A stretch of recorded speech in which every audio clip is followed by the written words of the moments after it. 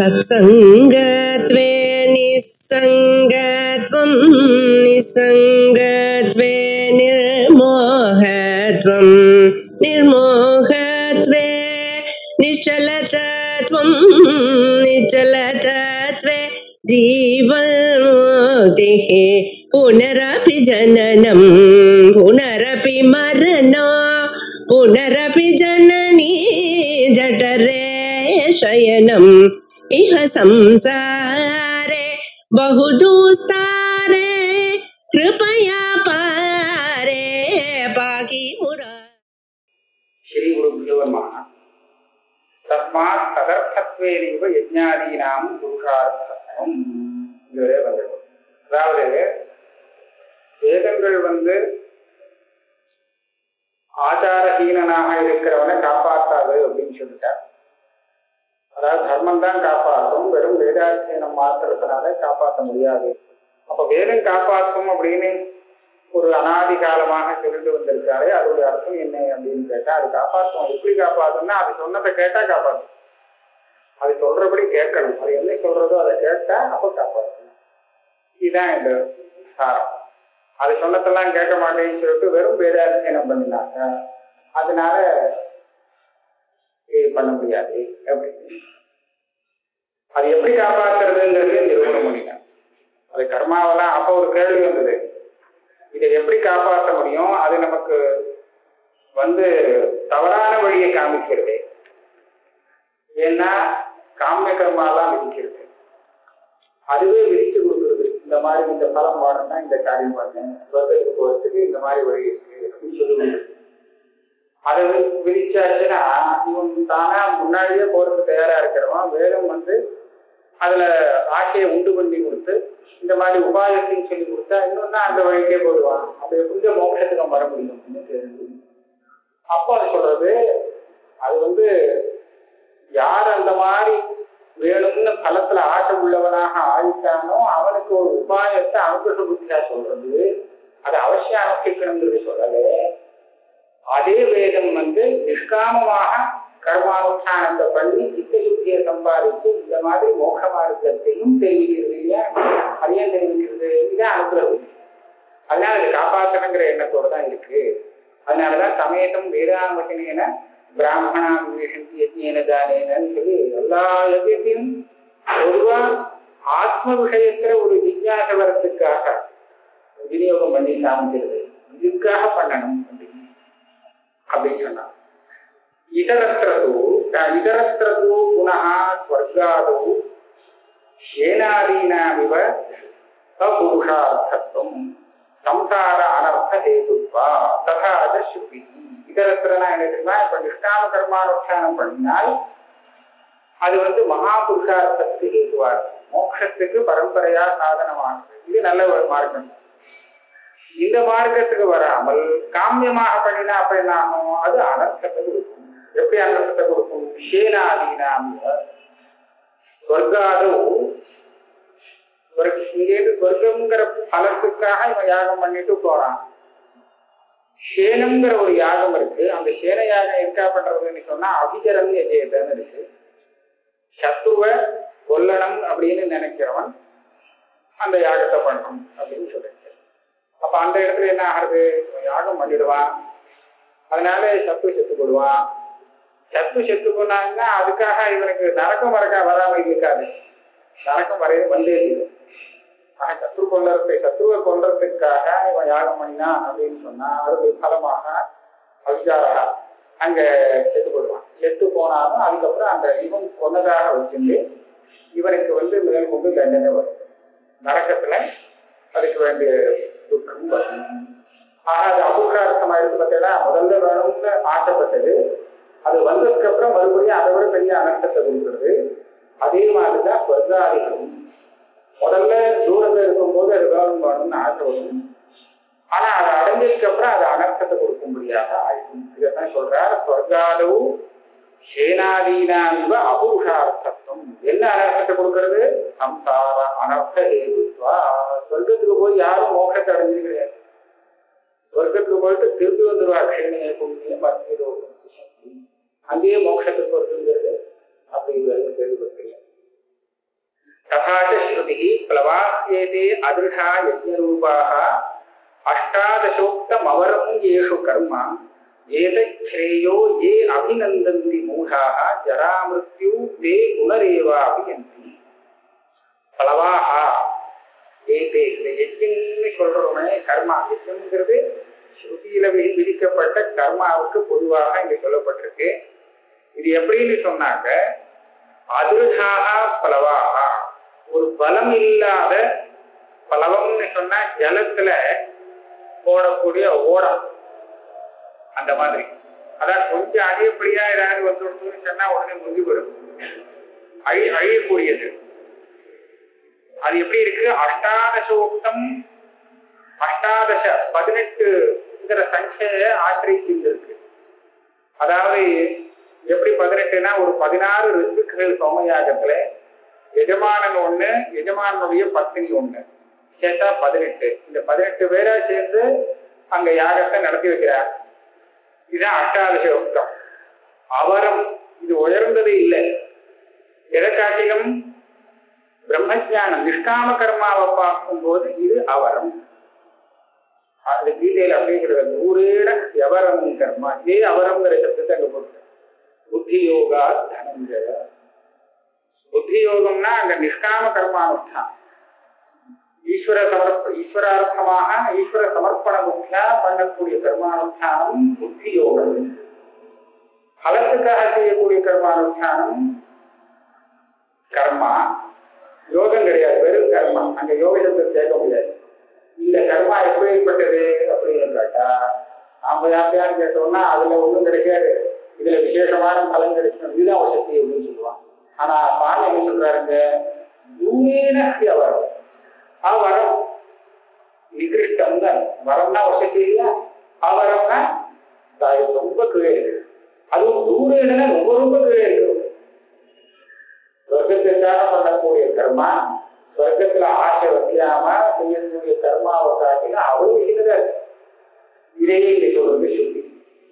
அஷ்டாதசோக்தம் அவரம் ஏழு கர்மா. இந்த 18 பேரை ஆசிரியிருக்கு இந்த அவரம் கர்மா.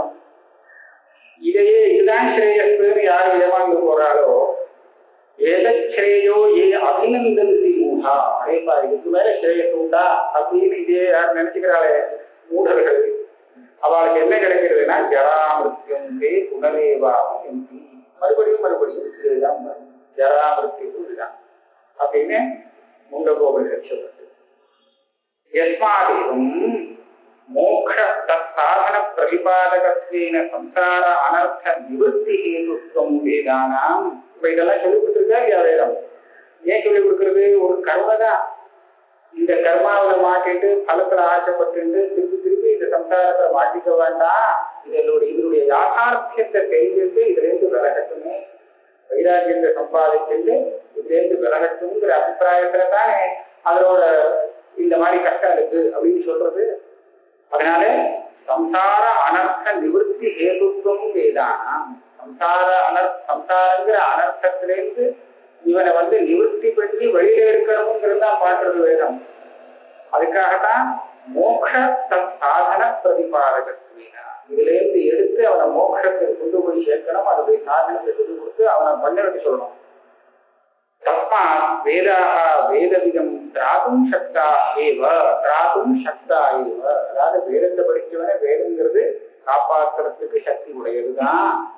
ஆனா அவன் காப்பாற்றுறத விரும்பலைன்னா ஒண்ணும் பண்ண முடியாது. அவன் அது அனுகூலமா இருக்கணும். இத்தேதம் சர்வம் அபிப்பிரேத்தியாக ஸ்லோகத்திரேனா. இந்த விஷயத்தை தான் 3 ஸ்லோகத்துல சொல்றார். அதுல முதல் ஸ்லோகம் நித்யாபரோக்ஷம் பரமபுருஷார்த்தம் பரமாத்மானம் தரிசனி. முதல் ஸ்லோகத்துல இதை சொல்றாரா, பரமாத்மா ஸ்வரூபத்தை சொல்றது. அனசுஜாதா உவாச தஸ்தைவ நாமாதி விசேஷ ரூபைஹி இதம் ஜகத் பாதி மகானுபாவ நிர்திஷ்ய சம்யக் பிரவதந்தி வேதாः தத் விஸ்வவைரூப்யம் உதாஹரந்தி. தஸ்தைவ நாமாதி விசேஷ ரூபைஹி, அந்த பரமாத்ம ஸ்வரூபம் இருக்கே, அந்த பரமாத்ம ஸ்வரூபத்தினுடையதுதான் இங்க தெரியக்கூடிய நாமரூப விசேஷம் அத்தனையும். அதுதான் இந்த நாமரூபமாக தெரியும். உலகத்துல சப்த பிரபஞ்சம், அர்த்த பிரபஞ்சம், இதுதான் நாம ரூபம்னு சொல்றது. இது எல்லாமே அந்த பரமாத்மாவுடைய நாம ரூபம் தான். அப்படின்னா பரமாத்மாவுக்கு நாம ரூபம் இருக்குன்னு நினைச்சுக்க வேண்டாம். அது சிருஷ்டிக்கிறது. அதுதான் இந்த ரூபத்துல சச்சா பவத்து எல்லாமாக ஆகி தெரிகிறது. மாயாவடிகல்பிதைகி நாமாதி விசேஷ ரூபைகி இந்த ஜெகத்து விபாதி மகானுபாவ அப்படி தெரிகிறதே. பரமாத்ம சுரூபம் தான் இப்படி தெரிகிறது. இந்த விஷயத்தை புரிஞ்சு புரிஞ்சு நன்றாக புரிந்து கொண்டு நாமரூப அம்சத்தை தள்ளிட்டு அந்த வெறும் பரமாத்ம சுரூபம் இருக்கே அதைத்தான் வேதங்கள் சொல்லி கொடுக்குது. திடீர்னு பரமாத்மாவை கொண்டு எழுத்தாப்புல காட்டுச்சுன்னா காமிக்க முடியாதுங்கிறதுக்காக இவனுக்கு தெரிஞ்ச நாமரூபங்களை காமிச்சு கொடுத்து அந்த நாமரூபத்துக்குள்ள பரமாத்மாவை காமிக்கிறது. இல்லாட்ட பரமாத்மாவை எங்க கொண்டு காமிக்கிறது இல்லையா? எங்கேயும் இருக்கு, ஆனா இங்க காமி அங்க காமின்னு சொன்னா ஒரு இடத்தை குறிப்பிட்டு காமிக்கணுமே. அதுக்காக பிரபஞ்ச சக்தி எல்லாம் சொல்லி இதுக்குள்ளே இருக்கு பாரு காமிக்கிறது. அதனாலதான் அதை விஸ்வரூபமாக காமிக்கிறது, சமஸ்த ஜெகத்ஸ்வரூபமாக காமிக்கிறது. நிர்குணமாக இருந்தாலும் அந்த தத்துவத்தை சகுணமாக காமிக்கிறதுடைய அபிப்பிராயம் என்னன்னா, இப்படியாவது அவன் பரமாத்ம தத்துவத்தை புரிஞ்சுக்கிட்டோம், அதுக்கப்புறம் அவன் மெதுவா கொண்டு போலாம். தத்தைவ பரமாத்மனா மாயாபரிகல்பிதைஹி நாமாதி விசேஷ ரூபைஹி இதன் ஜெகத் ஆதி ஹே மகானுபாவ. ஹே மகானுபாவன் திருத்தராஷ்டிரன் அவர் சொல்றார், அந்த பரமாத்மாவுக்கு மாயையால பல ரூபங்கள்லாம் கற்பிக்கப்பட்டிருக்கு. அதுதான் இந்த ஜெகத்தாகும். அந்த ரூபத்தில் தெரியும். கதமேதவகம்யதே தத்தைவ நாமாதி விசேஷ ரூபை இதன் ஜெகத்தாதி. இது ஏதாவது பிரமாணம் இருக்கா? இந்த வருடம் சொல்றேன், இந்த ஜெகத்து பூரா அவருடைய நாமரூப விசேஷம் தான், அவர் தான் இந்த ரூபத்துல ஜெகத் ரூபமா பார்த்துக்கிறாருன்னு சொல்றே. என்ன பிரமாணம்? இந்திரோ மாயாபி குருரூபது, இதுதான் பிரமாணம். இந்த ஸ்ருதி என்ன சொல்றது? இந்திரகாங்கிறது பரமாத்மா, தேவேந்திரன் அர்த்தம்.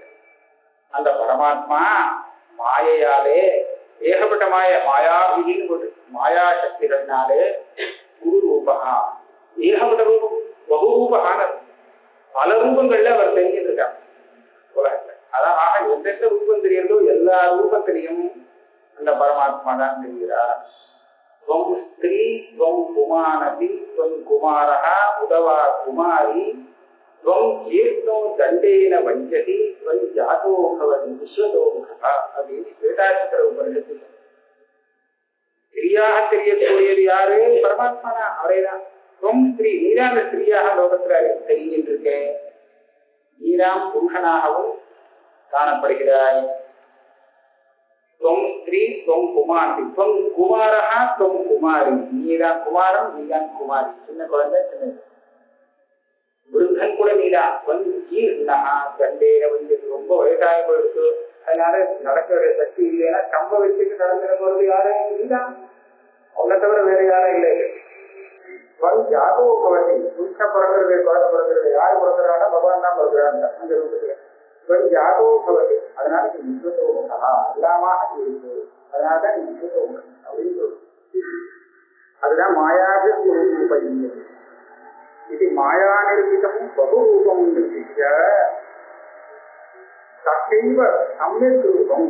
இதே ஸ்ருதி மாயாவி புரூபையத்தைன்னு சொல்லிட்டு அதுக்கப்புறம் அந்த பரமாத்மாவுடைய உண்மையான ஸ்வரூபத்தை எப்படி நிரூபணம் பண்றதுன்னு பாருங்க. ததே தத் பிரம்ம அபூர்வம் அனபரம் அனந்தரம் அபாக்கியம் அயமாத்மா பிரம்ம சர்வான பூரிக்கனுசாதனம் இது பிரவதந்தி வேதா. என்ன சொன்னதாச்சு? இந்த பிரம்மம் இருக்கே அபூர்வம் அனபரம், இதுக்கு பூர்வம் கிடையாது, அபரம் கிடையாது. பூர்வம்னா காரணமா? பிரம்மத்துக்கு யார் அப்பா அப்படின்னு கேட்க முடியாது. இங்கேயிருந்து வந்ததுன்னா கிடையாது. சரி, பிரம்மத்திலேருந்து என்ன வந்ததுன்னா ஒன்றும் வரலேன்னு வரும். நாம சொல்லிட்டு இருக்கோம்னா பிரம்மத்திலேருந்து தானே எல்லாம் வந்ததுன்னு. இங்கே சொல்றது ஒண்ணுமே வரல. இதுக்கு பூர்வம் கிடையாது, அபரமும் கிடையாது. அபூர்வம் அனபரம் அனந்தரம். அனந்தரம்னா நடுப்புற இடைவெளி கிடையாது, மத்தியமும் கிடையாது. வாக்கியம், இதுக்கு பிரம்மத்தை தவிர வெளியில ஏதாவது இருக்கானா? ஒண்ணும் கிடையாது, வாக்கியம் இல்லை. அந்த பிரம்மம் எங்க இருக்குன்னு கேட்டா ஆத்மா பிரம்மா, நாம தான் மகாவாக்கியம். இதுதான் இந்த பரமாத்மா, இதை தவிர வேற எங்கேயும் இருக்கிறதா நினைச்சுக்கோட்டா. இதுதான் சர்வானுபூ.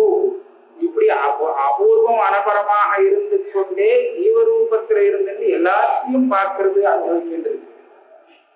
அத்தனை விஷயத்தையும் பார்க்கக்கூடியது இந்த பிரம்மம் தான். ஆனா இந்த பிரம்மத்தை எதுவும் பார்க்கல. அனுசாசனம் இதுதான் உபதேசம் பண்ண வேண்டிய காரணம். இது பிரவதந்தி வேதா.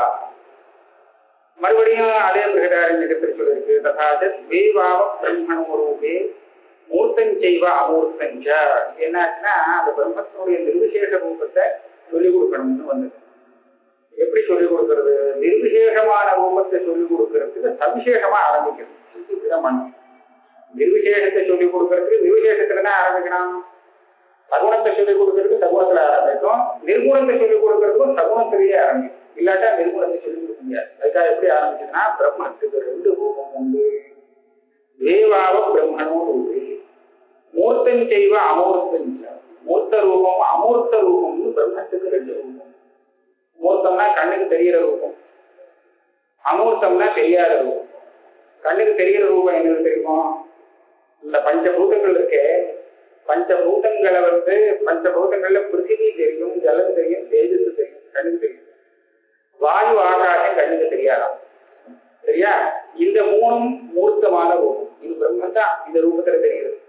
பிருத்திவி என்ன, ஜலம், தேஜஸ் அப்படின்னு தெரியுது. இதெல்லாம் என்ன தெரியுது? பிரம்மன் தான் இந்த ரூபத்துல தெரியுது. அதாவது பிரம்மத்துடைய ரூபம் தான் இது.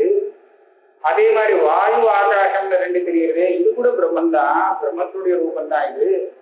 இந்த ரூபத்துல புரிஞ்சுக்கணும். மூர்த்த ரூபம் அமூர்த்த ரூபம் அப்படின்னா ஒரு விக்கிரகம்னு இங்க சொல்லல. ஒரு விக்கிரகம் சொல்லி இந்த மாதிரி அந்த மாதிரி இந்த சுருதியில வரல. இத்தியாதினா தத்தீவ மூர்த்த அமூர்த்தாத்மகம் ஆத்மவத்து ஜெகத்ஸ்வரூபம் நிர்திஷ்ய. இப்ப பிரம்மா எப்படி இருக்குன்னா இப்பேற்பட்ட 2 விதமான ரூபங்களை கொண்டது. மூர்த்த ரூபம் அமூர்த்த ரூபம் அப்படின்னு ஆரம்பிச்சுன்னா நிர்குண பிரம்மத்தை சொல்லிக் கொடுக்கறதுக்கு இப்படி ஆரம்பிச்சது. அப்புறம் சத்திய சமயக் ரூபம் நேதி நேதி இத்தியாதினா பிரவதந்தி வேதா. இது சொல்லிட்டே வச்சு இதெல்லாம் தான் எல்லாமே சொல்லிட்டு இப்படி இல்லை இப்படி இல்லை எப்படி இருக்குன்னு சொன்னதோ அந்த ரூபத்தை கழட்டிட்டு வெறும் பிரம்மத்தவாக இருக்கிறோம் அப்படிங்கிறதுக்காக நேதி நேதி. பிரம்மனோ ரூபம்னு 2 ரூபம் இருக்குன்னு சொன்னாரு. 2 ரூபத்தையும் விட்டுட்டு பாக்கி உள்ளது பிரம்மம். அப்ப பாக்கி உள்ளது பிரம்மான்னு காமிக்கிறதுக்கு இன்னொன்னோட சேர்த்து ஆரம்பிக்கணும். ஆரம்பிச்சு அப்படி சொன்னாதான் பாக்கி உள்ளதை புரிஞ்சுக்க முடியும். ஆரம்பத்திலேயே நிர்குணத்தை ஆரம்பிச்சா மனசுக்கே வராது. இப்படிதான் வேதம் சொல்லிக் கொடுக்கிறது. நேதி நேதி. இதே மாதிரி இன்னொருத்துல பார்க்கும். ததா ஆத்மன ஆகாச சம்பூதா இது வியதாதி ஹரித்ரியந்தம் தத்தைவ காரியம் நிர்திஷ்ய கோஷ உபன்யாச முகேன தத்தைவ சம்யக் ரூபம் யதோ வாச்சோ நிவர்த்தந்தே அப்ராப்ய மனசா சஹா இத்தியாதினா பிரவதந்தி வேதாஹ. உதாரணத்துக்கு சொல்லிட்டு அடுத்த தைத்திரிய உபநிஷத்துக்கு சொல்றாங்க. பிரம்மவித் ஆப்னோதி பரம். பிரம்மவித்தாக ஆனாமையானால் அவருக்கு என்ன பலன்னா அதே பிரம்மத்தை அடைகிறான். பரம் பரம் புருஷார்த்தம் மோட்சத்தை அடைகிறான். அப்படின்னா பிரம்மத்தை தெரிஞ்சின்றாலே இப்பேற்பட்ட மோட்சம் வருதுன்னா பிரம்மன்னா என்ன அப்படின்னு கேள்வி வருது. உடனே சத்தியம் ஞானம் அனந்தம் பிரம்மா அப்படின்னு அது எங்க இருக்கு? அந்த பிரம்மத்தை எங்க பாக்குறது, எப்படி பாக்குறது அப்படின்னு கேட்பாங்க. உடனே என்ன ஆரம்பிக்கிறது? இவங்களுக்கு தெரிஞ்ச விஷயத்துல இதெல்லாம் அதுலேருந்து வந்தது. ஆத்மனா ஆகாசம் அப்படின்னு ஆகாசம் தெரியுமா இல்லையா? இந்த ஆகாசம் அந்த பிரம்மத்திலேருந்து வந்துடாது. அப்புறம் வாயு எல்லாம் பஞ்சபூதங்கள் வரிசையா உண்டாகி அந்த பஞ்சபூதத்திலேருந்து நமக்கு சரீரம் ஏற்பட்டு அதுல இருந்து ஆரம்பிச்சு ஒரு 5 கோஷங்கள். அன்னமய கோஷம், அதுக்குள்ள பிராணமய கோஷம், அதுக்குள்ள மனோமய கோஷம், அதுக்குள்ள விஞ்ஞானமய கோஷம், அதுக்கும் உள்ள ஆனந்தமய கோஷம். இந்த 5 கோஷத்தோடு சேர்ந்து அந்த பிரம்மம் இருக்கு. எந்த பிரம்மம் தெரியுமோ? ஆத்மன ஆகாசம் பூதகான்னு சொன்னவங்க எந்த பிரம்மத்திலேருந்து அந்த ஆகாசம் வந்ததோ அந்த பிரம்மம் தான் இந்த 5 கோஷத்துக்குள்ள உட்கார்ந்துருக்கு. அதை குகனுள்ள உட்கார்ந்துருக்கு. யோகேத நிஷ்டம் குகாயா அப்படியா குகக்குள்ள இருக்கு. இப்ப என்ன பண்ணணும்? இதை பிடிச்ச வழியில இருக்க முடியாது. இதை வரிசையா தெரிஞ்சுக்கலாம். இதெல்லாம் உபாதி. கோஷங்கிறதெல்லாம் பிரம்மத்துக்கு உபாதி. இது இல்லையே, இது பிரம்மம் இல்லை, இது பிரம்மம் இல்லை அப்படின்னு சொல்லி ஒவ்வொரு உபாதியாக நாம கழட்டினோமானால் அப்புறம் கடைசியிலேயே அதுதான் பிரம்ம புத்தம் பிரதிஷ்டா அப்படின்னு சொல்லி கொடுக்குறோம். அதுல பாருங்க 2 தடவை அதை சிருஷ்டிகர்த்தாவாக சொல்லணும். ஏன்னா சந்தேகம் வந்துடக்கூடாது. உள்ளுக்குள்ள இருக்கிறது வேற ஏதாவதோ அப்படின்னு சந்தேகம் வரக்கூடாது அப்படிங்கிறதுக்காகவே ஆரம்பத்துல ஆத்மன ஆகாச சம்பூதா அப்படின்னு சொல்லி அந்த பிரம்மத்திலே தான் எல்லாம் வந்து சொல்லிட்டே வந்துதா. இந்த ஆனந்தமய கோஷத்தை முடிச்சுட்டு உடனே என்ன பண்றது தெரியுமா? அதுதான் எல்லாத்தையும் சிருஷ்டி பண்றது.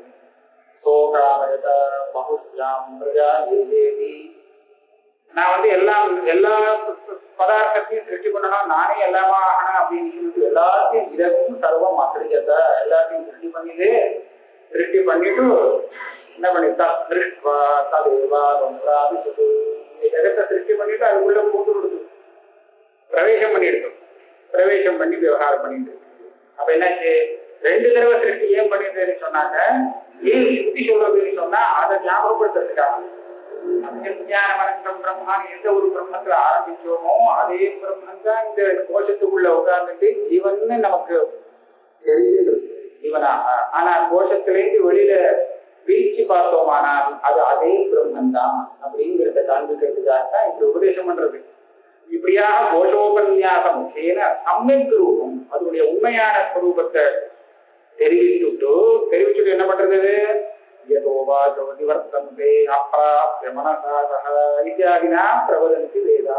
இதுக்கு மேல அதாவது நேர ஒரு வாக்குனாலையும் மனத்தினாலையும் தெரிஞ்சுக்க முடியாது. இப்படிதான் தெரிஞ்சுக்கிறாங்க. இப்படி தெரிஞ்சுட்டாச்சுன்னா அதுக்கப்புறம் அவங்க பயத்துக்கு அந்த ஒன்றும் காரணம் இருக்காது. இதே மாதிரி அபிபகவைதிக உபசசாத இத்தியாதினா நாமாதி பிராணாந்தம் தத்தைவ மாயா நிமித்தம் ஜெகத் நிர்விஷ்ய यत्र नान्यत् पश्यति नान्यत् शृणोति नान्यत् विजानाति तद्भूमा इत्यादिना तस्यैव सम्यक् रूपं भूमानं तमसः पारं स्वे महिमे व्यवस्थितं प्रवदन्ति वेदाः. தைத்திரியத்திற்கு காமிச்சார். சாந்தோக்கியம் அப்படிதான். சாந்தோக்கியம் 7வது அத்தியாயம். நாரதர் போய் சென்றார் கனகுமாரர்களுக்கு. அதி பகவகான்னு சொல்லி சிஷ்யனாக போய் சேர்ந்தார். சொல்லி கொடுங்க ஆத்மவிக் சோகம் பகவா சோச்சாமி. சோகமா இருக்கேன், சோகம் போனோம்னா ஆத்ம ஜானம் தான் அதுக்கு சாதனமாகும். தரதி சோகம் ஆத்மவிது. எனக்கு ஆத்ம ஜானத்தை உபதேசம் பண்ணுவோம்னா போய் சேர்ந்தார். உடனே அவர் என்ன பண்ணார்? அவருக்கு தெரிஞ்ச விஷயத்திலேருந்து கொடுத்தார். இவருக்கு எந்த அம்சம் தான் தெரிஞ்சதுன்னு கேட்டுட்டு தெரிஞ்சதுலேருந்து ஆரம்பிச்சு இதை உபாசனம் பண்ணு அதை உபாசனம் பண்ணு வரைக்கும் நாமாவிலேருந்து ஆரம்பிச்சார். சப்தத்திலேருந்து ஆரம்பிச்சு கடைசியில் எங்க போனார்னா பிராணம் வந்து போயிட்டு பிராணனுக்கும் அப்புறம் பிராணங்கள் ஏமாந்துட்டார். பிராணம் வரை சொன்ன உடனே நாரதர் வந்து இதுதான் கடைசி பெருமா இருக்கும் போல இருக்குன்னு சொல்லி ஏமாந்து ஒரு நிமிஷம் தூண்டார். இப்ப போய் இவரை விட்டுவிடப்படாதுன்னு சொல்லி சனத்குமாரரே அவரை திருப்பி கிளப்பி விட்டு இதுக்கு மேல கேளுங்க கேட்க சொல்லி அதுக்கும் மேல பூமாங்கிற அந்த பரமாத்ம ஸ்வரூபத்தை உபதேசம் பண்றாரு. அந்த உபதேசம் பண்றது எப்படி அந்த ஸ்வரூபத்தை நிர்தேசம் பண்றாரு தெரியுமோ? பூமா அப்படிங்கறத எப்படி காமிக்கிறது? எத்திர நான்யத் பஷ்யதி நான்யத் சுணோதி நான்யத் விஜானாதி. இங்க நம்ம எல்லாம் சுணோதி பஷ்யதி எல்லாம் நடந்துட்டு இருக்கு. பஷ்யதி எல்லாரையும் பார்க்கணும், நான் தான் பாக்குறேன், எல்லாரையும் பாக்குறேன். அப்போ அந்நத்து அந்யா பஷ்யதி இருக்கு இல்லையா? இந்த விவகாரம் இல்லாதது பூமா. அந்நத்து அந்யா அந்நத்து சுணோதி வேறாக இருந்துட்டு வேற ஒரு சத்தத்தை காதால கேட்கிறா. பல சமாச்சாரங்கள் வச்சுட்டு அவ்வளவு சாதனங்கள்னால எந்த விஷயத்தை பார்க்கிறானோ கேட்கிறானோ இதெல்லாம் அந்த விவகாரம் அந்த இந்த ரூபத்திலேயே ஒன்று அது சின்னமா இருந்தால்தான் இது வேற அது வேறன்னு துவைதமாக இருந்தால்தான் ஒரு துவைத்தம் இன்னொரு துவைதத்தை பார்க்க முடியும். ஒரு துவைத்தம் இன்னொரு துவைதத்தை சாதனமா உபயோகிச்சு அதை சேர்க்க முடியும். எல்லா விவகாரமும் பண்ண முடியும். துவைதம் இல்லாம ஒரு விவகாரம் முடியும். துவைத்தங்கிறது ஒவ்வொரு பதார்த்தமும் தனித்தனியா இருக்கிறது துவைத்தம் தானே. ஆனா துவைதத்துல தான் இந்த சகல விவகாரமும் வர முடியுமே தவிர அத்வைதத்துல இந்த விவகாரங்கள் இல்லைங்கிறத காண்பிக்கிறது. எத்தனை நான்யத் பஷ்யதி நான்யத் சுணோதி நான்யத் விஜானாதி அதுதான் பூமா. ஆக எல்லா உபனிஷத்தும் ஒரே மாதிரி தான். எல்லா வேதமும் அந்த பரமாத்ம ஸ்வரூபத்தை சொல்லிக் கொடுக்கும் போது ஒரே மாதிரி தான் சொல்லிட்டு இருக்கே தவிர இங்க ஒரு மாதிரி அங்க ஒரு மாதிரி இல்லை. ந கேவலம் வேதா பிரவதந்தி அபிது முனயோகி தத் பிரம்மா விஸ்வவைரூப்யம் விஸ்வரூப விபரீத ரூபம் உதாகரந்தி. விஸ்வரூப வைரூப்யம்னு இருக்கு பாருங்க. விஸ்வவைரூப்யம் உதாகரந்தி தத் விஸ்வவைரூப்ய உதாகரந்தி. எதுன்னு பார்த்தா இதை நாம ஏமாந்து விடுவோம். இதோ விஸ்வரூபத்தோட சேர்ந்து இருக்கு அப்படின்னு. ஏன்னா விஸ்வரூபமா அது இருக்கு அப்படி சொல்றது உண்டு. ஆனா பாஷ்யக்காரர் இங்க எப்படி வியாக்கியானம் பண்றாருன்னா விஸ்வரூபம் அதுல இல்லேன்னு சொல்ற. மாயாசேஷா மயா திருஷ்டா என் மாம் பஷ்யதி நாரத சர்வபூத குணையுக்தம் நைவம் மாம் ஞாபகப்படுத்தி. இது விஸ்வரூபத்தை காண்பிச்சுட்டு அதே பரமாத்மா நாரதருக்கு உபதேசம் பண்றாரு. நாரதர் அவர் ஒரு தடவை ஆசைப்பட்டார் பகவானுடைய விஸ்வரூபத்தை பார்க்கணும். சரி காமிக்கிறேன் காமிச்சுட்டு சொன்னார், இப்படி இதுதான் நான் என்னுடைய சுரூபம் நினைச்சுக்காதே. நீ இப்ப விஸ்வரூபத்தை பார்த்தையே அதுல கண்ணால பார்க்கக்கூடிய ரூபம் இருந்தது, உலகமே இருந்தது, காதால கேட்கக்கூடிய சப்தம் இருந்தது. இதெல்லாம் ஒரு பஞ்சபூதங்களுடைய குணம் தானே. நம்ம இந்திரியங்கள்லாம் 5 பூதங்கள்ல இருந்து வந்தது. அதனால அந்த பூதங்களுடைய பஞ்சபூதங்களுடைய குணங்களை தான் அதனால கிரகிக்க முடியும். விஸ்வரூபம் இப்படி அவருக்கு தெரிஞ்சுது. செவப்பா இருக்கு, கருப்பா இருக்கு, எல்லா ரூபம் இருக்கு, எல்லாமே இருக்கு. வரும்போது அதுல இருக்கு பார்க்க முடியாது. அப்படி தெரியக்கூடிய இந்த ரூபங்களுக்கு இது பஞ்சபூத குணம், இது என்னுடைய சொரூபம் இல்லைன்னு புரிஞ்சுக்கோங்க. இது நான் இல்லை, உனக்காக மாயால இந்த மாதிரி காமிச்சேன், அவ்வளவுதான். மாயாசேஷா மயா சிருஷ்டா, நீ ஆசைப்பட்டதுக்காக காமிச்சேன். அப்தன் பரமாத்மாவை எந்த ஒரு உருவத்துல உபாசித்து பார்க்கணும்னு நினைக்கிறானோ அதே உருவத்துல அவர் அவரை அனுகிரகிக்கிறதுக்காக மாய்க்கமா ஒரு ரூபத்தை எடுத்துன்னு அத்தகானுகிரகா. அதனால இப்படி ஜெகத் ரூபமா பெரிய விஸ்வரூபமா பார்க்கணும்னு ஆசைப்பட்டா சரிதான் அப்படி கொடுப்போம் அப்படின்னு கொடுத்துட்டு சொன்னாரா, இது இப்படி இது என்னுடைய நிஜ ரூபம்னு நினைக்கிறாரு. மைவம் மாம் யாரும் வருது. அதனால என்னாச்சு, அங்க விஸ்வரூபம் இல்லைங்கிறத காண்பிச்சார் அந்த பரமாத்மா. அதே சொல்றாரு விஸ்வ வைரூபம் விரூபம். விஸ்வரூபம் அங்க இல்லை, அதே விஸ்வ வைரூபத்துக்கு அர்த்தம். விஸ்வரூப விபரீத ரூபமும் உதாகரணி ததாக ஆக பகவான் பராசரா விஷ்ணு புராணத்தில் சொல்லியிருக்கார். பராசரர் பிரத்யஸ்த மிதபேதம் யத் சத்தாமாத்திரம் அகோச்சரம் மனசாம் இருக்கு, வச்சசாம்னு அங்க பாகம் இருக்கு. ஆத்மசம்வேத்தியம் தஞானம் பிரம்ம சம்ஹீதம். பிரத்யஸ்தவித பேதம் பிரம்மம் பிரம்மம் அப்படின்னு சொல்றது அதுக்கு ஒரு லட்சணம் சொல்லி கொடுக்குற. இந்த பேதங்கள்லாம் அர்த்தமயமாயிட்டான், ஒரு பேதமும் இல்லை. இப்ப பூமான்னு சொன்னோமே, அங்க எத்தனை நான்வெஜ் ஸ்பெஷலி நான்வெஜ் ஒண்ணுமே இல்லை இல்லையா. ஆக எல்லா பேதமும் எங்க போய் அஸ்தமிச்சு போயிடுதோ அப்பேற்பட்டது அந்த பிரம்மம். பிரத்யஸ்தவித பேதம் சத்தா மாத்திரம், அது வெறும் சன்மாத்திரம்னா சத்வரூபம், அதனுடைய விசேஷத்தை காண்பிக்க முடியாது. நம்ம லோகத்துல பார்க்கறது ஒவ்வொரு பதார்த்தமும் சத்தா தெரிகிறது. ஆனா ஒவ்வொரு பதார்த்தமும் சத்தினுடைய ஒரு விசேஷம். விசேஷம்னு சொன்னா கடம் சத்தனுடைய ஒரு விசேஷம், படம் அது ஒரு சத்துடைய விசேஷம். இது ஒரு பதார்த்தம், அது ஒரு பதார்த்தம். ஆனா இது அது இல்லை, அது இது இல்லை இல்லையா. இது அது ஆகாது, அது இது ஆகாதுன்னு சொன்னா அது விசேஷம். ஆனால் சத்துங்கிறது அது விசேஷமாக இல்லை. இதுவும் சத்து, அதுவும் சத்து, அதுவும் சத்து, எல்லாமா இருக்கக்கூடியது சாமானியம். சரியா. இது வேற அது வேறன்னு சொன்னா விசேஷம். இதுதான் சாமானியம் விசேஷம்னு சொல்றது. இது ஒரு மாடு, இது வெள்ளை மாடு, இது கருப்பு மாடு அப்படின்னு சொன்னோம்னா இது மாட்டினுடைய ஒரு விசேஷம்.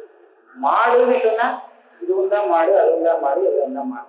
அது கோதும்னு சொன்னா அது சாமானியம். அந்த மாதிரி சத் சத் சத்துன்னு சொன்னா அது சாமானியம். சதேவ சௌமிய இத மத்ராசி. அதனால அதை என்னன்னு சொல்றதுன்னா சத்தாமானம், வெறும் சத்வரூபம். அது ஒரு விசேஷமும் இல்லை. அகோச்சரமும் மனசாம், மனசாம்னு சொல்லலாம், வஜசாம்னு சொல்லலாம். வாக்குக்கு அது கோச்சரம் ஆகாது. ஏன்னா வாக்கால சொல்லணுமானால் அதுல ஏதாவது ஒரு விசேஷத்தை சேர்த்துதான் சொல்ல முடியும். பேசுறதுக்கு விசேஷத்தை சேர்த்தாலும் பேச முடியும். மனசால அதை சிந்தனம் பண்ணணும்னு சொன்னா ஏதாவது ஒரு விசேஷத்தை சேர்த்துதான் சிந்திக்க முடியும். அதனால அகோச்சரம் மனசாம். ஆத்மசம்வேத்தியம்ங்கிறதுக்கு ஸ்வப்பிரகாசம்னு. மனசுக்கும் வாக்குக்கும் எது விஷயமாகாதோ அதை எப்படி தெரிஞ்சுக்க முடியும்? தெரிஞ்சுக்கணும்னா மனசால தானே தெரிஞ்சுக்க வேணும். கடன் தெரிஞ்சுக்குமா பரமாத்மா ரூபத்தை? மனசு உள்ள நம்ம தானே தெரிஞ்சுட்டாகணும். எதனால தெரிஞ்சுக்கிறோம்னா மனசாலதான் தெரிஞ்சுட்டாகணும். அது ரொம்ப கஷ்டம் இருக்கு. மனசனாலதான் தெரிஞ்சுட்டாகணும். மனசைவான சுரேஷம், மனசு அதுக்கு சாதாரணமா வச்சிருந்தா ஆகணும். விஷயத்தே பிரக்ரியா புத்தியா, புத்தியாலதான் தெரிஞ்சுட்டாங்க. ஆனா புத்தியால தெரிஞ்சுக்க முடியாது. புத்தியாலதான் இந்த புத்தியை உபயோகப்படுத்திதான் அதை தெரிஞ்சுக்கணும். ஆனால் புத்தியே பிரமாணம்னு எடுத்துக்கொள்ள முடியாது. அதான் விஷயம். இதை பிரமாணமா வச்சுட்டு இது சொல்றபடிதான் அது இருக்குன்னு நினைச்சுக்க கூடாது. ஆனா இதை உபயோகப்படுத்திக்கணும். அதனால மனசீவான திருஷ்டி இதனால என்ன சொல்லிருக்கு? அப்ப எப்படி தெரியுதுன்னா ஆத்ம சந்தேகம் அது சொப்பிரகாசமாக இருக்கு. அந்த சொரூபம் தெரியறதுக்கு இன்னொரு பிரமாணம் தேவையே இல்லை. அதனால புத்தியோ மனசோ இதை பிரமாணமாக நீங்க உபயோகப்படுத்தி அதை தெரிஞ்சுக்கணுங்கிற அவசியம் இல்லை. புத்தியும் மனசும் எதுக்காக தேவைப்படுறதுன்னு கேட்டா இதரத்தை விளக்குறதுக்காக, அதை ஏகாக்கிரப்படுத்துறதுக்காக. வேற விதமோ தெரிஞ்சு அதை மறைக்கிறது. இந்த புத்தியில ஆத்மாவை தவிர்த்து வேற ஏதோ விஷயங்கள்லாம் அதை புத்திகள்லாம் இருக்கிற ஆத்மாவை தானா பிரகாசிக்கிற ஆத்மாவை மறைச்சு விடுறது. இப்ப என்ன பண்ணலாம்? அந்த மறைவு இல்லாம இருக்கிறதுக்காக புத்தியை சம்ஸ்காரப்படுத்தணும், மனசை சம்ஸ்காரப்படுத்தணும். அப்படி பண்ணினோம்னா இது ஏகாக்கிரமா இருந்ததுன்னா தானா பிரகாசிக்கும். அதனால ஆத்மா புத்தியால அது பிரகாசிச்சதுன்னு நினைக்க வேண்டாம். அது தானாக பிரகாசிக்கிறது. புத்தி நமக்கு கூட இருந்து உபகாரம் பண்றது. அவ்வளவுதான். தஜ்ஞானம் பிரம்ம சம்ஹிதம். இதுதான் சைதன்ய ஸ்வரூபமான ஞானம். இதைத்தான் பிரம்மம் அப்படின்னு சொல்றது. தச்ச விஷ்ணு பரம் ரூபம் அரூபாட்சம் அனுத்தமம் தத் விஸ்வரூப வைரூபிய லட்சணம் பரமாத்மனா. இந்த ரூபம் இப்ப சொன்னோமே சத்வரூபம்னு, இதுதான் அந்த பரமாத்மாவுடைய பரம் ரூபம்னா உண்மையான ரூபம். உண்மையான ரூபம்னு சொன்னா இது ஒரு ரூபமாக்கணும்னு நினைக்க வேண்டாம். அரூபம். இது ரூபம் இல்லைங்கிறது தான் அந்த ரூபம். அரூபாட்சம் அனுத்தமம்னா இதுக்கு மேல உத்தமம் இன்னொன்னு இல்லை. அதனால அனுத்தமம். இத விஸ்வரூப வைரூபியம்னு சொல்றது. விஸ்வரூபத்துக்கு ரொம்ப மாறுதலா இருக்கக்கூடிய ரூபம் இது. விஸ்வரூபமாக தெரிஞ்சா அது இதுல சேர்ந்து இதுக்கு நேர் மாறுபட்ட ரூபமாக இருக்கு நிர்குண ஸ்வரூபம். இதுதான் பரமாத்ம ஸ்வரூபம் அப்படின்னு விஷ்ணு புராணத்துக்கு சொல்லிக் கொடுத்துருக்காங்க.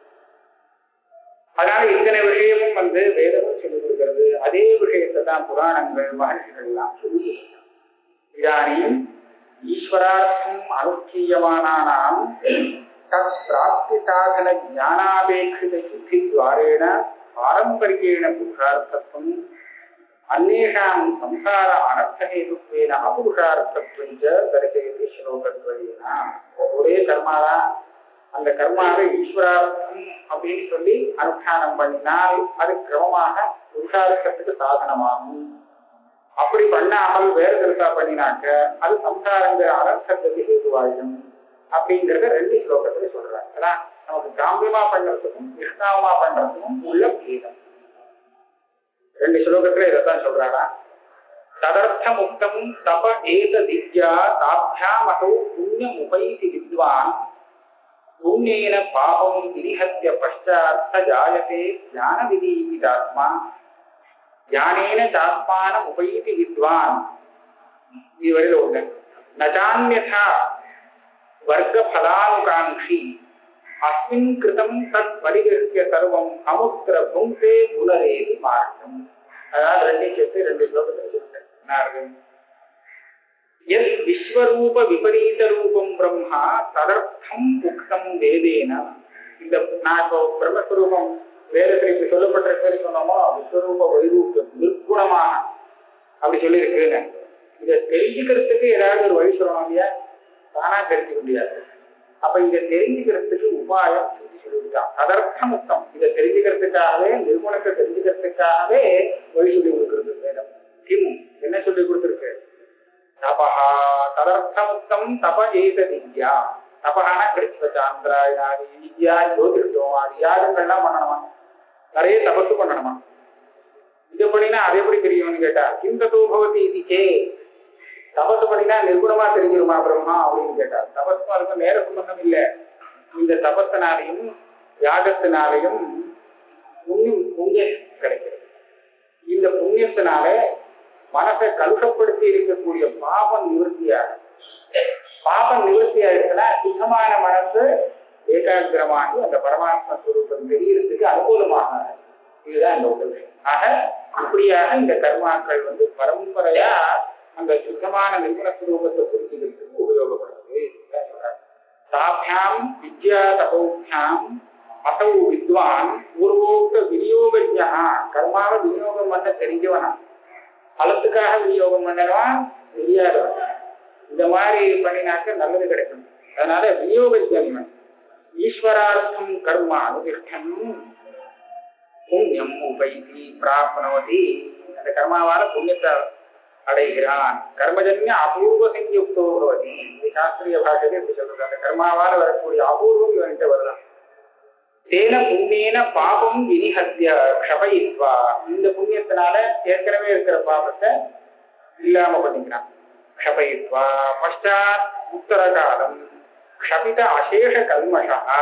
எல்லா கல்மஷங்களும் நீங்கினதுக்கு அப்புறம் ஜாயதே ஞான விதீபிதாத்மா ஞான பிரகாசித சித்ததானந்த அத்விதீய பிரம்மஸ்வரூபோ பவதி. அந்த சுத்தமான சித்தத்துல சிரவணாதிகள்னால அந்த ஆத்ம ஜானம் ஏற்படுறது. ஆத்ம ஜானம் வந்ததுக்கு அப்புறம் இவனே அந்த ஆத்மஸ்வரூபமான ஞான விதீபிதமான ஆத்மாவாக ஆயிடுறான். அனாவதமான அந்த சைத்தன்ய ஸ்வரூபமாக இவனே ஆகிறான். ஞானேன ஆத்மானம் பரமாத்மானம் வைத்தி. ஞானத்தினால்தான் பரமாத்மாவை அடைகிறான். வேற எந்த எதுனாலையும் பரமாத்மாவை அடைய முடியாது. ஏன்னா அஜானத்தினால மறைஞ்சிருக்கிறத ஞானத்தினால்தான் அடைய முடியும். அந்யதா இதுக்கு விபரீதமாக உபயதி பிராப்னோதி வித்வான் ஆத்மவித். அந்யதா இதுக்கு விபரீதமாக கர்மானுஷ்டானம் பண்றவன் பலத்துக்காக பண்றவன். ஈஸ்வரார்த்தம் கர்ம அனனுஷ்டானேன ஈஸ்வரனுக்காக அவன் கர்மானுஷ்டானம் பண்ணல. அப்படியானால் என்ன ஆகும்? அக்ஷபிதாசேஷ கல்மஷா. அந்த கல்மஷங்கள்லாம் இவங்கிட்ட இருந்து நிவர்த்தி ஆகாது. கல்மஷத்தோடவே சேர்ந்து இருப்பான். கர்மக்ஷயம் ஆகாது. அப்போ ந ஞானி பவதி. அவன் ஞானியாக ஆக முடியாது. ததா வர்க்க பலானுகாங்கி. வர்க்கம்னா இந்திரிய வர்க்கம். இந்திரியங்கள்னால அனுபவிக்கக்கூடிய பலம் இருக்கு. இவனுக்கு பரிச்சயமான பலம்.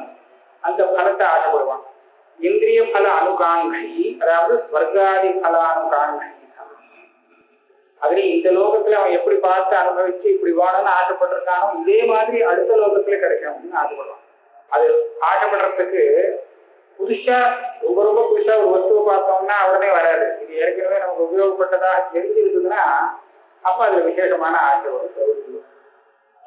அதனால ஸ்வர்காதி பலானுகாங்கி சன் அஸ்மின் லோகே கிருதம் தத்து யஜ்ஞாதிகம் பரிவிருத்திய. இங்க நிறைய கர்மாலாம் பண்ணி அந்த புண்ணியத்தை எடுத்துட்டு போறான், தூக்கிட்டு போறான். இங்கேருந்து எங்க கொண்டு போறான்? அமுத்திர பரலோகே.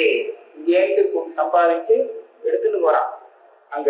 அங்க போயிட்டு தற்சலம் உபகுண்டு இந்த புண்ணியத்தை செலவழிச்சு அந்த சுகத்தை அனுபவிக்கிறான். ததா கர்மசேஷேன அது 3/4 வயசுக்கு மேல நிறைய தீர்ந்து போயிடுச்சுன்னு சொன்னா அதுக்கப்புறம் கொஞ்சம் கர்மாவை பாக்கி வச்சுட்டு திரும்பி வந்துவிடலாம். புனரேதி மார்க்கம் சம்சார மார்க்கம். ததாச்ச ஸ்ருதி தஸ்மின் யாவத் சம்பாத முகித்வா அபிங்கமேவாஸ்தானம் புனர் நிவர்த்தந்தே யதேதம் சொல்றது. அதாவது சம்பாதகாங்கிற சப்தத்துக்கு இவன் இந்த சம்பாதிக்க புண்ணியம்னு அர்த்தம். கர்மபலம் கர்மாலேந்து வரக்கூடிய அபூர்வம். இந்த அபூர்வத்தை சேர்த்து எடுத்துன்னு போயிடுறான். எப்படி சேர்த்து எடுத்துன்னு போறான்னா அது புதியே சொல்லியிருக்கு. தம் வித்யா கர்மணி சமன்வாரத்தேதே பூர்வ பிரஜாக. இந்த ஸ்தூல சரீரத்தை விட்டு இவன் கிளம்பி போகும்போது இவனோடு கூட போகிறது இதெல்லாம். அதுல வித்யா இவன் பண்ணின உபாசனையும் போகும். அதனாலதான் அடுத்த ஜென்மாவில அவன் இதை விட நல்லா உபாசனை பண்ணான். பல தியானங்கள்லாம் அவனுக்கு வரும். அதே சமயத்துல அவன் பண்ணின புண்ணிய பாப கர்மா இருக்கே இதுவும் கூட வருது. சம்ஸ்காரம் அங்க நிறைய அனுபவிச்ச பழக்கமா இருக்கு இல்லையா, அந்த சம்ஸ்காரம் இருக்கு. அந்த சம்ஸ்காரமும் கூட இத்தனை சமாச்சாரம் அடுத்த ஜென்மாவில அவன் உபயோகப்படும். அதுல அந்த கர்மா அந்த லோகத்துல போய் அவன் அனுபவிக்கணுமே, அதுக்கு இந்த கர்மா தானே குறித்து அனுபவிக்கணும். இதை செலவழிச்சுதானே அந்த போகத்தை சம்பாதிக்கணும். அதுக்காக தேவைப்படுறது. அதை எப்படி அனுபவிக்கணுங்கிறதுக்கு சம்ஸ்காரம் தேவைப்படுறது. இல்லாட்ட அனுபவிக்க தெரியாது புது விஷயத்தை. அதுக்காக சம்ஸ்காரம் பூர்வ பிரச்சனைங்கிறது உபயோகப்படுறது. ஆக இவன் எடுத்துன்னு போற ஒவ்வொன்றும் அங்க உபயோகப்படக்கூடியதாக தான் எடுத்துன்னு போறான். அதனால இந்த சூக்ஷ்ம சரீரம் இந்திரியங்கள்லாம் இல்லாம ஒன்றும் பண்ண முடியாது. இதெல்லாம அங்க வருது. ஆக இதெல்லாம் வச்சுட்டு யாவத் சம்பாதம் உஷித்வா. இந்த கையில எவ்வளவு இருக்குமோ அது தீரத பரியந்தம் அங்க வாசம் ஸ்வர்கலோகத்துல. அதுக்கப்புறம் ஏகமேவ அத்தானம் புனர் விவர்த்தது. எந்த வழியில போனாலும் அந்த வழியிலே திரும்பி வந்துவிடலாம். அதனாலே இதானி வித்வதவித்வதபேட்சையா கர்மணாம் பலவைஷண்யம். ஆஹா, கர்மாவை அதே கர்மாவை தான் பண்ணணும். புதுசா ஒண்ணு கர்மா சொல்லலை, சுத்திதாக அந்த கர்மாவை பண்ற விதம் இருக்கு. ஈஸ்வரார்ப்பண புத்தியா பண்றது, பலத்துக்காக பண்றது, இந்த வித்தியாசம் தான் சொல்லப்படுது. இப்ப வித்வான் அவித்வான், இந்த ரெண்டு வித்வான் பண்ற கர்மாவுக்கும் அவித்வான் பண்ற கர்மாவுக்கும் பலத்துல எவ்வளவு வித்தியாசம் இருக்கு பாருங்க சொல்லி கொடுக்குறாங்க. அஸ்மின் லோகே தபஸ்தப்தம் பலம் அந்நியத்திர புத்தியதே, பிராமணானாம் தபஹ விருத்தம் அந்நேஷாம் தாவதேவ. அஸ்மின் லோகே யத் தபஹ தப்தம் தஸ்ய பலம் அந்நியத்திர அமுஷ்மின் லோகே புத்தியதே இது சர்வேஷாம் சமானம். இந்த லோகத்துல அவன் நிறைய தபத்து பண்ணினா கர்மா பண்ணினா புண்ணியம் கிடைக்குது. இதனுடைய பலம் அப்புறம் வருது அந்நியஸ்மின் லோகே. இது எல்லாருக்கும் ஒத்துக்க வேண்டிய விஷயம், சர்வேஷாம் சமானம். ஆனா பிராமணான பிரம்மவித்து பிரம்மவிதாம் புனரயம் விசேஷா, இந்த ஒரு விசேஷம் இருக்கு. என்ன விசேஷம்? தபஹா விருத்தம் சுருத்தமா அதீவ சமுத்தம் பவதி பல விருத்தி ஹேது பவதி. பிரம்மவித்தா இல்லாதவனுக்கு அங்க பிருஹதாரண்யகத்துல சொல்லியிருக்கு, இந்த பிரம்மஸ்வரூபத்தை தெரிஞ்சுக்காமல் இவன் அதீவ நிறைய பண்ணிட்டான். ஒரு அத்தனை கர்மா பண்ணினாலும் அந்த கழியதேவ. ஆனா இதை தெரிஞ்சுக்கிட்டானே, ஆனால் அதுக்கப்புறம் நகாசிய கர்ம கழியது. அதுக்கப்புறம் என்னுடைய கர்மக்ஷயம் ஏற்படாது. ஏன் தெரியுமா கர்மக்ஷயம் ஏற்படாது? கர்மாவே இல்லை, இருந்தா தானே கர்மக்ஷயம் ஏற்படுறதுக்கு. பிரம்மஜானம் வந்ததுனாலே இவன் பண்ணின கர்மா எல்லாம் இவனை இதோட ஒட்டாம போயிடுது. அதுக்கப்புறம் அந்த கர்மாவை பலத்தை அனுபவிக்கணுங்கிற அனுபவமும் இவனுக்கு இல்லை. அப்ப எப்படி அது கர்மக்ஷயம்? அதனால கர்மாவே இல்லாததுனால கர்மக்ஷயம் வராது. பாஷைக்காரர் சொல்லியிருக்காரு. அதே மாதிரிதான் அதீவ சமுத்தம், அதான் இதுக்கு மேல பலம் இல்லை, அவ்வளவு பெரிய பலத்தை கொடுக்கணும். பல விருத்தி ஹேது பவதி ததாத ஸ்ருதி எதேவ வித்யா கரோதி ஸ்ரத்தையா உபனிஷதா ததேவ வீரியவத்தரம் பவதி. ஒரு பொதுவான ஸ்ருதி. இது என்ன சொல்றதுன்னா, ஒவ்வொன்றுக்கும் நம்ம சொல்லலாம். ஸ்ரத்தை இல்லாமல், உபனிஷத்துனா ஒரு உபாசனை இல்லாமல், வித்யானா தியானம், தியானம் இல்லாமல் ஒரு கர்மாவை அனுஷ்டானம் பண்ணினான்னா அது பலன் கொடுக்குமா கொடுக்காதான கொடுக்கும். ஏன்னா அந்த கர்மாவுக்கு எவ்வளவு சக்தியோ அதுக்கு தெரிஞ்சா கூட அது பலன் கொடுக்கும். வீரியவத்து தான் நல்ல காரியம் பண்றாங்க. ஸ்ரத்தை இல்லாம பண்ணினால் கூட, ஸ்ரத்தை பண்ணினா விசேஷங்கிறது விஷயம் வேற. ஸ்ரத்தை இல்லாம பண்ணினாலும் அதுக்கு பலன் கொடுக்குற சக்தி இருக்கு. ஆனால் அதே கர்மாவை அவன் வித்யா ஸ்ரத்தையா உபனிஷதா இது எல்லாத்தோடும் சேர்த்து பண்ணினானா வீரியவத் தரம் ரொம்ப அதிகமான வீரியவத்தாக இருக்கும். அதனால அதனுடைய பலத்துல அவ்வளவு விசேஷம் இருக்கு அப்படின்னு சொல்லியிருக்கு. அத போல அந்த நியாயத்தை வெறும் இங்க வச்சுக்கலாம். அந்த பலத்தை அப்படியே அனுபவிக்கிறான்னு இல்லை. பிரம்மஜானியாக இருந்து இவன் கர்மானுஷ்டானம் பண்ணான்னா அதனுடைய பலனே அதிகம். தியானம் இல்லாமல் கர்மானுஷ்டானம் பண்ணான்னா அதுக்கு தெரிஞ்சா போல சின்னதா ஒரு பலன் கிடைக்கும். இதுதான் அந்நேஷாம் அனாத்மவிதாம் வைஷயிகானாம். வைஷயிகான பேர் சொன்னார். வைஷயிகான்னா விஷயேஷு ஆசக்தாக, விஷயம் வேணும்னு ஆசைப்படுறவா வைஷயிகாக, அதிலே இருக்கிறவன். அவளுக்கு தாவதேவ தத்து சமர்த்தம் பவதி. அவன் பண்றதும் இவன் பண்றதும் ஒன்னா இருக்கும். ஆனால் அவனுக்கு சமர்த்தியா இருக்கும், இவனுக்கு அப்படியே கொஞ்சமா பலன் கிடைக்கும். இதுதான் யாவானர்த்த உதவானி. எஸ்ய கர்மணா எஸ் பலம் ஸ்ருதம் தாவன் மாத்திர பல சாதனம் பல சமர்த்தி துருபவதி. கர்மானுஷ்டானத்தினால ஒரு பலம் வரும். அதுலயே வித்யா ஸ்ரத்தா இதெல்லாம் சேர்ந்தா அந்த பலத்துக்கு அபிவிருத்தி ஏற்படும், இன்னும் விசேஷமா கிடைக்கும். பிரம்மஞானத்தோடு இருந்தால் அந்த பலத்துக்கு அளவே இல்லை, அவ்வளவு பெரிய பலன் கிடைக்கும். அதனால அதுக்காக கர்ம பலத்தை அனுபவிக்கிறாங்கிற அர்த்தம் இல்லை, பிரம்ம ஞானத்தை தோத்திரம் பண்றதுக்காக வந்தது இந்த வாக்கியமாக. பல சமர்த்தியே துருபவதி.